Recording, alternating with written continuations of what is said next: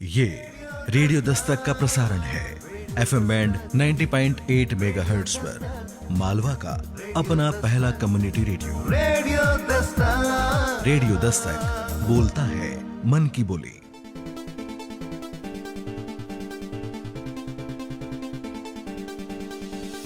झूठी खबर से अपने आप को बचाओ, किसी भी सूचना को ज्यादा ना तुम फैलाओ। जो देना ही है तुमको तो पूरी बात जानो, सोशल मीडिया के षड्यंत्र को पहचानो।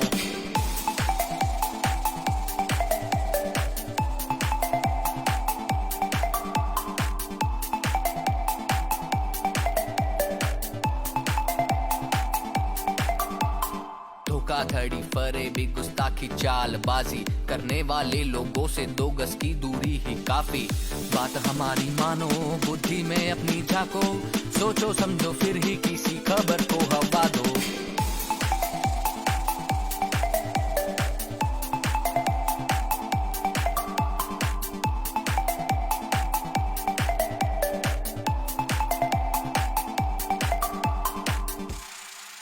सोचे समझे फिर ही शेयर करे। रेडियो दस्तक 90.8 FM, सुनेगा उज्जैन, बढ़ेगा उज्जैन। दोस्तों नमस्कार। सूचना और साक्षरता के जागरूकता कार्यक्रम फैक्ट शाला में स्वागत है। मैं संदीप कुलश्रेष्ठ रेडियो दस्तक 90.8 FM के श्रोताओं का अभिनंदन करता हूं। गूगल न्यूज इनिशिएटिव के समर्थन से डेटा लीड्स द्वारा संचालित फैक्ट शाला कार्यक्रम में रेडियो दस्तक के माध्यम से गलत सूचनाओं और गलत जानकारियों को रोकने के लिए लगातार जागरूक किया जा रहा है। फैक्ट शाला के पहले एपिसोड में आपने सूचनाओं के प्रकार के बारे में विस्तार से जाना। आज के एपिसोड में हम चर्चा करेंगे उन गलत सूचनाओं को रोकने के संबंध में जो महिलाओं से संबंधित है। तो लीजिए आरंभ करते हैं आज का कार्यक्रम इस टैगलाइन के साथ कि सोचो समझो और फिर शेयर करो। यह कार्यक्रम फैक्ट शाला के तहत मीडिया और सूचना साक्षरता के पहल हेतु प्रसारित किया जा रहा है। फैक्ट शाला गूगल न्यूज इनिशिएटिव के समर्थन से डेटा लीड्स द्वारा संचालित एक समाचार और सूचना साक्षरता कार्यक्रम है। यह कार्यक्रम लोगों को गलत सूचना की पहचान करने और मुकाबला करने और पूरे भारत में लोगों के लिए गलत सूचना के खिलाफ लचीलापन बनाने के लिए प्रमुख उपकरणों के साथ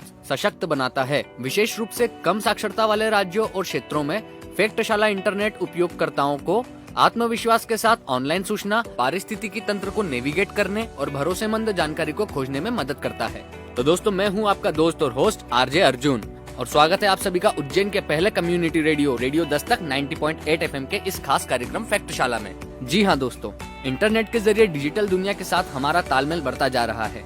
हमें ढेरों सूचनाएं इंटरनेट से मिलती है।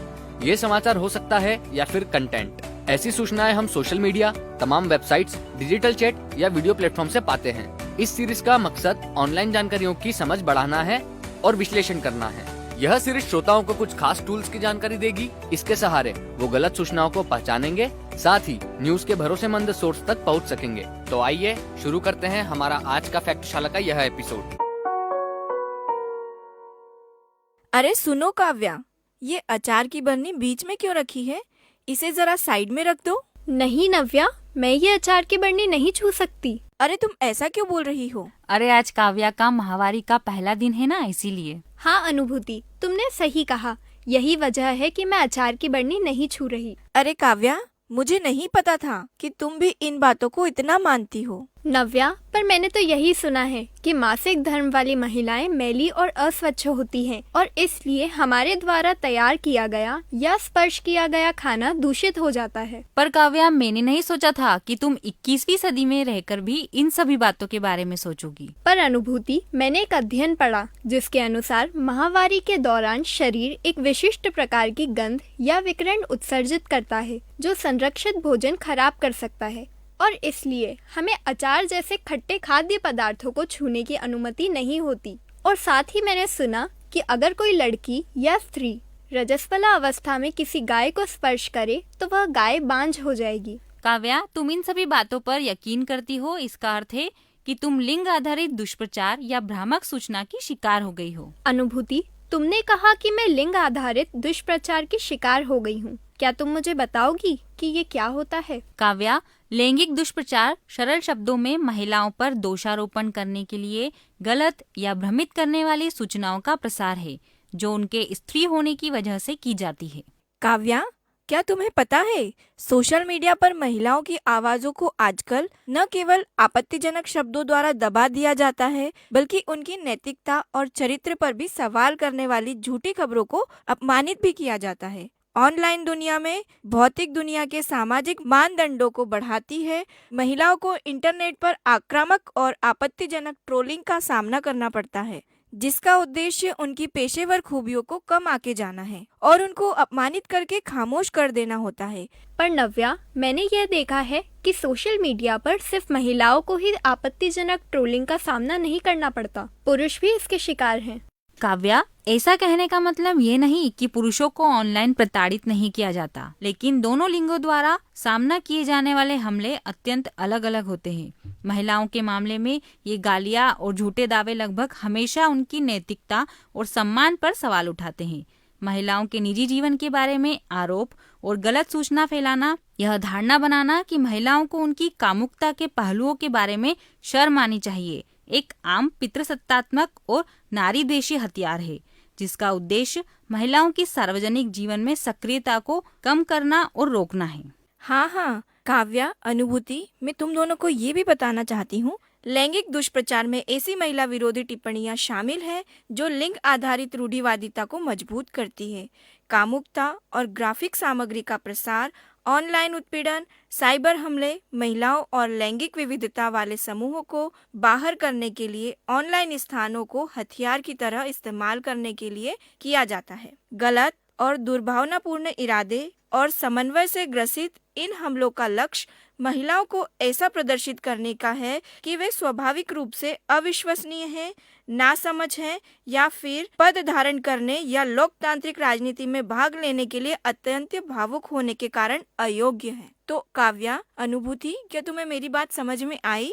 हाँ नव्या, दुष्प्रचार का उपयोग लैंगिक विविधता वाले लोगों को नुकसान पहुंचाने के लिए भी किया जा सकता है, क्योंकि यह उनकी व्यक्तिगता पर इस प्रकार आघात करता है जो बढ़कर लैंगिक विविधता और कामुकता से संबंधित घृणा आधारित अपराधों के मामले में परिवर्तित हो सकता है। लिंग पर आधारित भ्रामक सूचना का महिलाओं और लैंगिक विविधता वाले समूहों पर मुख्य प्रभाव असमानता का सशक्तिकरण, सत्ता वाले पदों पर उत्तरदायित्व निर्वहन को काम करके आंकना, सार्वजनिक बहस में भागीदारी को हतोत्साहित करना, चुप कराने की कोशिश करना और कई ऑफलाइन प्रभाव हो सकते हैं, जैसे कि शारीरिक सुरक्षा का भय।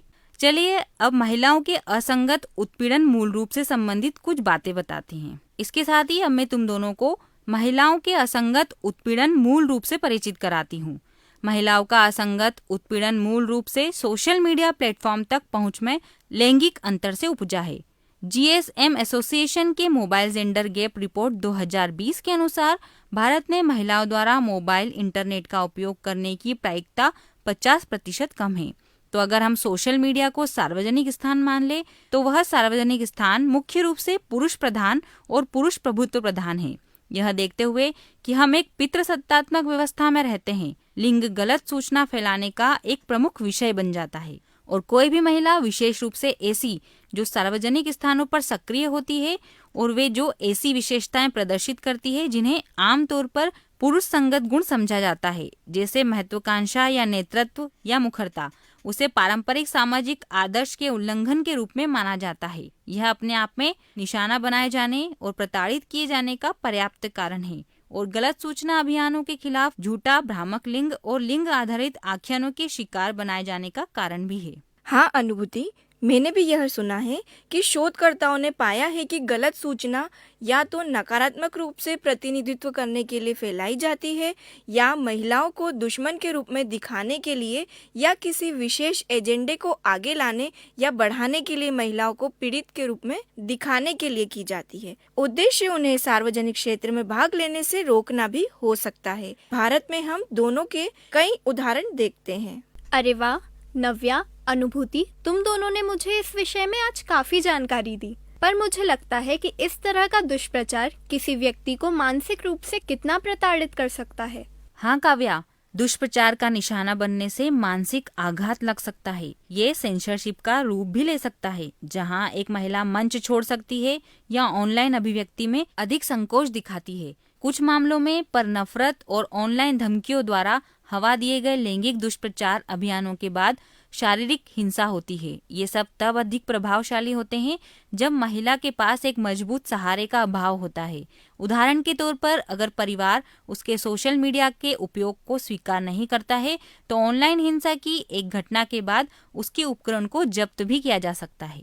अच्छा अनुभूति, ऐसा भी होता है? क्योंकि लैंगिक भ्रामक सूचना कई प्रकार की हो सकती है और यह हेट स्पीच और अधिक व्यापक समझे जाने वाली भ्रामक सूचना, जिसे फेक न्यूज कहा जाता है, के बीच में अधिक व्यापक हो सकती है, जिसके कारण कई बार इसकी अनदेखी हो सकती है या फिर इसका समाधान इसकी व्यापकता और इसके विभिन्न रूपों को हल करने में विफल हो सकता है।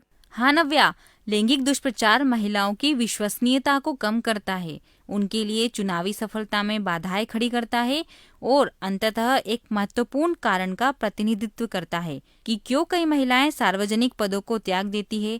कुछ को यह सोचने के लिए मजबूर करती है, क्या यह समस्या सहस्त्राब्दी पुरानी स्त्री द्वेष का प्रतिबिंब है या प्रौद्योगिकी से जुड़ा हुआ एक मुद्दा।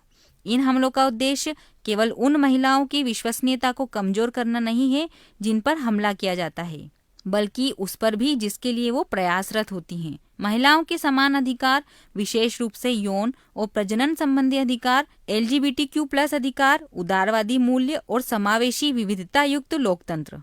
हाँ अनुभूति, लेकिन लैंगिक भ्रामक सूचनाओं से कैसे बचा जा सकता है? नव्या, लैंगिक भ्रामक सूचना मौजूद है और इसका विस्तार हो रहा है। ये अभी भी पूरी तरह से स्पष्ट नहीं है, जिसके कारण बेस्ट प्रैक्टिसेस के साफ साफ निर्धारण में समस्या आ रही है। फिर भी कुछ कदम और सुझाव लैंगिक भ्रामक सूचनाओं के निराकरण में बहुत मददगार हो सकते हैं, जैसे अपने क्षेत्र और रुचि के विषयों के लिए प्रासंगिक तथ्य, जांच वाली वेबसाइटें खोजें और वर्तमान मुद्दों के बारे में दिए गए राजनीतिक बयानों की सटीकता को देखें। यदि उपलब्ध हो तो समाचार पढ़ते समय हमेशा एक ही विषय पर कई स्रोतों की जांच करें। सबसे महत्वपूर्ण, लैंगिक रूढ़ियों और पूर्वाग्रहों के बारे में खुद को शिक्षित करना जारी रखें, जिससे कि आप महिलाओं के बारे में ऑनलाइन जानकारी देखते समय उन्हें पहचान सकें।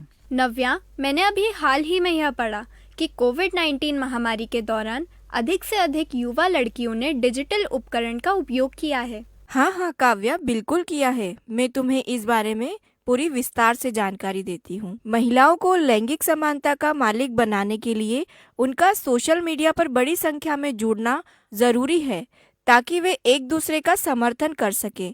महिलाओं, पेशेवरों और नेताओं के रूप में एक दूसरे के लिए खड़े हो सके। संवेदीकरण को स्कूली शिक्षा के अंग के रूप में लिया जाना एक ऐसा उपाय है जिसे अपनाया जा सकता है।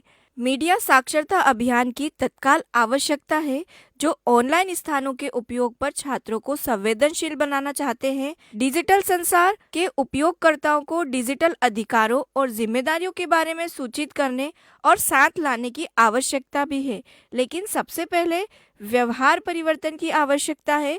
हमें उस पितृसत्ता को खत्म करने की जरूरत है जो इन सब की जड़ में समाई हुई है। तो काव्या, आज हमारे द्वारा तुम्हें जो भी जानकारी दी गई वह अच्छे से समझ आई होगी और आगे भी फ्यूचर में इन सभी बातों का तुम ध्यान रखना और अपने परिवार और आसपास के लोगों को भी इसके बारे में बताते रहना, जिससे कि तुम स्वयं तो गलत सूचना और भ्रामक जानकारी से बच सको, साथ में दूसरों को भी बचा सको। हाँ नव्या, अनुभूति, तुम दोनों ने आज मुझे जो भी जानकारी दी वो मेरे लिए बहुत उपयोगी है और मैं आगे भी इन बातों का ध्यान रखूंगी। सोचो, समझो, फिर शेयर करो। तो देखा दोस्तों आपने, सूचना वो ईंधन है जिससे मानव प्रगति की राह पर आगे बढ़ता है। हमें प्रतिदिन अपने जीवन में किसी न किसी चीज से जुड़ी जानकारी चाहिए होती है।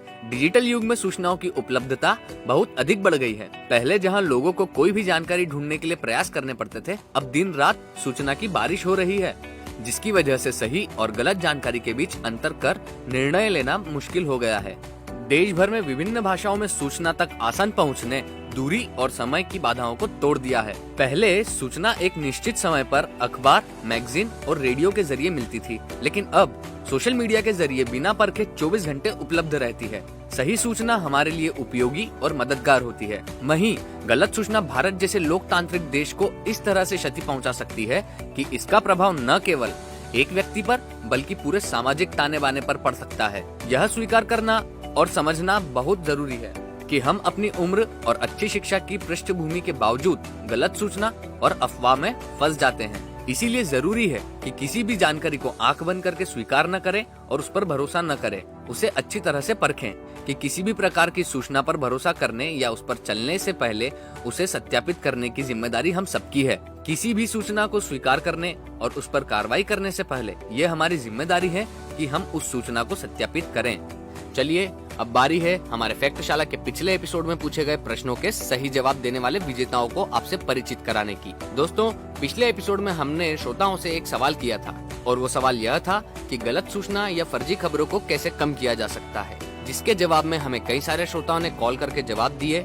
पर उनमें से जो 2 चुनिंदा विजेता हैं जिनके उत्तर हमें सटीक और ज्यादा सही लगे, उनके नाम हैं उज्जैन के राजेंद्र नगर में रहने वाले सुमित तोमर और उज्जैन के ही शास्त्री नगर क्षेत्र की निवासी ऋषिका शर्मा जी। तो रेडियो दस्तक आप दोनों को बधाई देता है और आमंत्रित करता है कि आप रेडियो दस्तक के स्टूडियो में आए और अपना इनाम प्राप्त करें। और अब हमारा आज का सवाल है, गलत सूचना का एक सामान्य स्रोत क्या है?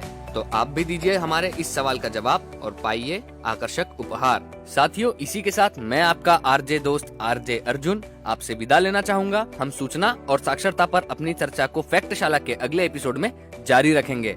अगर आपका कोई भी सवाल या फीडबैक हो तो आप हमारे रेडियो दस्तक के व्हाट्सएप नंबर पर हमें मैसेज कर सकते हैं। हमारा व्हाट्सएप नंबर है 9406894068।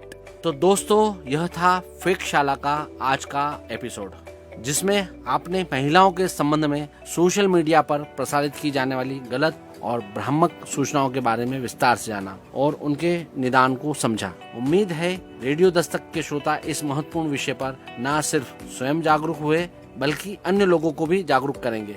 इसी आशा के साथ मैं संदीप कुलश्रेष्ठ फैक्टशाला के आज के एपिसोड से विदा लेता हूँ। अगले एपिसोड में फिर से मिलेंगे। तब तक सुनते रहिए रेडियो दस्तक 90.8 FM। सुनेगा उज्जैन और बढ़ेगा उज्जैन।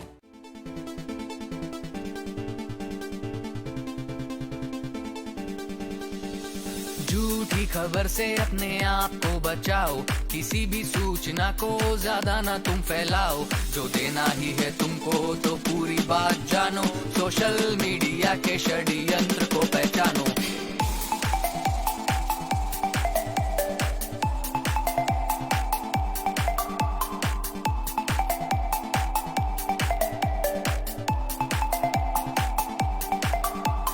धोखाधड़ी, फरेबी, गुस्ताखी, चालबाजी करने वाले लोगों से 2 गज की दूरी ही काफी। बात हमारी मानो, बुद्धि में अपनी झांको, सोचो समझो फिर ही किसी खबर को हवा दो।